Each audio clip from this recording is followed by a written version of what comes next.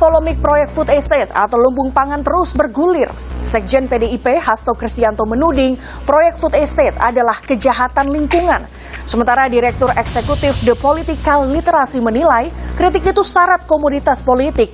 Pasalnya, Presiden Jokowi menunjuk Menteri Pertahanan yang juga Ketua Umum Partai Gerindra Prabowo Subianto sebagai pemimpin food estate di Kalimantan Tengah. Kita itu membangun food estate, lumbung pangan itu untuk dalam rangka mengantisipasi krisis pangan. Hati-hati, semua kawasan, semua negara sekarang ini menghadapi yang namanya krisis pangan. Problem-problem di lapangan itu tidak seperti semudah yang kita bayangkan. Jadi semuanya akan diperbaiki. Dan semuanya harus dievaluasi, harus dikoreksi, harus diulang, Kalau kita nggak berani, baru gagal pertama sudah mundur. Sampai kapanpun, lupakan.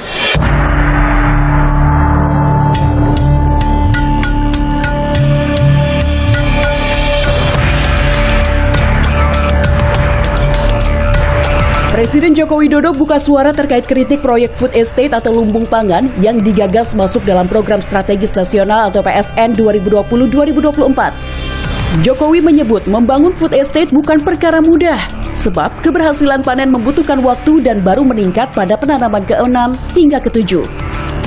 Sebelumnya, Sekretaris Jenderal PDI Perjuangan menuding proyek food estate adalah kejahatan lingkungan. Hal ini dinyatakan Hasto Kristianto ketika dimintai tanggapan soal dugaan aliran dana kejahatan lingkungan masuk ke partai politik untuk pembiayaan pemilu 2024. Maka kami mengapa memberikan suatu catatan yang sangat kuat terkait dengan upaya yang telah dilakukan oleh Presiden Jokowi untuk membangun food estate, tetapi di prakteknya di dalam kebijakan itu ternyata disalahgunakan dan kemudian hutan-hutan malah justru ditebang habis dan food estate-nya tidak terbangun dengan baik. Itu merupakan bagian dari suatu kejahatan terhadap lingkungan. Menanggapi tudingan PDIP, Wakil Ketua Umum Partai Gerindra Budi Satrio Jiwandono menyatakan lahan food estate sudah dikaji Kementerian Lingkungan Hidup dan Kehutanan. Nah, tentang anggapan bahwa ini adalah kejahatan lingkungan, saya kira itu tidak benar. Karena lahan-lahan yang telah disiapkan untuk mewujudkan food estate ini adalah lahan yang memang sudah ada kajiannya, diberikan oleh Kementerian LHK ya, dalam hal yang di Kalimantan Tengah ini adalah izin namanya KHKP, Kawasan Hutan untuk Ketahanan Pangan. Memang izin yang pertama, dan kalau itu sudah keluar dari KLHK itu sudah ada kajian teknisnya. Sementara Direktur Eksekutif The Political Literacy Gun Gun Herianto menilai kritik yang dilontarkan Sekjen PDIP syarat akan komoditas politik belaka. Pasalnya, Presiden Joko Widodo menunjuk Menteri Pertahanan yang juga Ketua Umum Partai Gerindra Prabowo Subianto mengawal program ini. Sebagai kritik itu wajar, tetapi sebagai bagian dari pemerintah kanalnya kan jelas tuh ya.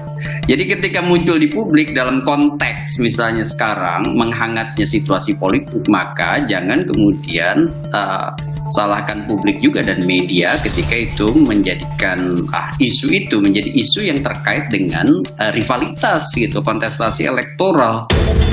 Food estate rencananya akan dibangun di beberapa wilayah, diantaranya Kalimantan Tengah, Sumatera Utara, Nusa Tenggara Timur, Daerah Istimewa Yogyakarta, Jawa Barat, Jawa Tengah, Jawa Timur, dan Papua. Dikutip dari Kompas.com, untuk pembangunan di wilayah Kalimantan Barat, proyek food estate akan dibangun di atas tanah seluas 120.000 hektar. Sementara Kalimantan Tengah 180.000 hektar, Kalimantan Timur 10.000 hektar, dan Maluku seluas 190.000 hektar.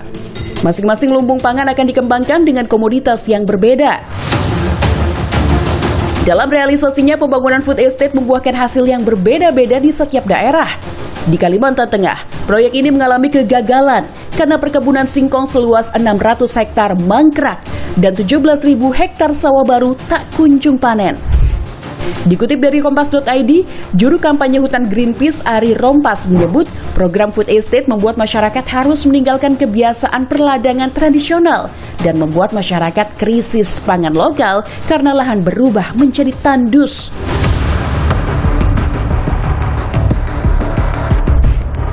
Namun, proyek food estate di wilayah Papua justru dinilai berhasil. Seperti di daerah Kerom, 40 hektar lahan komoditi jagung telah menghasilkan 7 ton per hektar.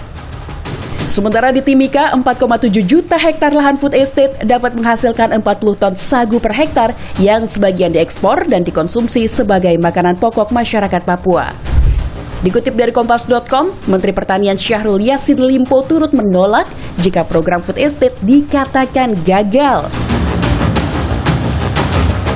Di tengah polemik proyek food estate atau lumbung pangan, pemerintah tetap memasukkan program tersebut ke dalam rancangan anggaran belanja negara atau RAPBN 2024 dan anggaran transformasi ekonomi senilai lebih dari 108 triliun rupiah. Pengamat Pertanian Asosiasi Ekonomi Politik Indonesia, Kudori, menjelaskan proyek food estate perlu didesain ulang karena masih menimbulkan sejumlah konflik dalam penerapannya.